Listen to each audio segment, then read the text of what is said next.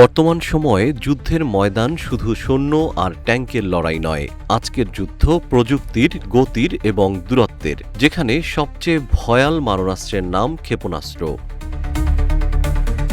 ইসরায়েলের সঙ্গে সংঘাত যখন চরমে, তখন ৬,০০০ কিলোমিটার পাল্লার আন্তঃমহাদেশীয় ব্যালিস্টিক ক্ষেপণাস্ত্র ছুড়ে বিশ্বকে চমকে দিল ইরান। বিশ্লেষকরা মনে করছেন, এই উৎক্ষেপণের মাধ্যমে আমেরিকাকে একটি শক্ত বার্তা দিতে চেয়েছে তেহরান।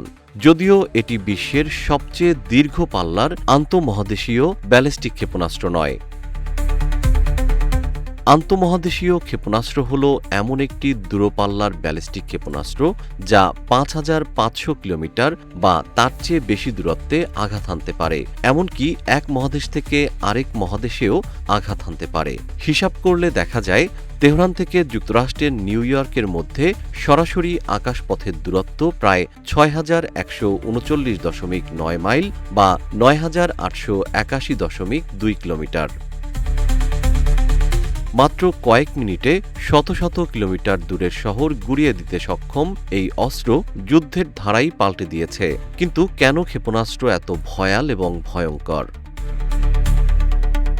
আন্তঃমহাদেশীয় ব্যালিস্টিক ক্ষেপণাস্ত্র অত্যন্ত বিধ্বংসী।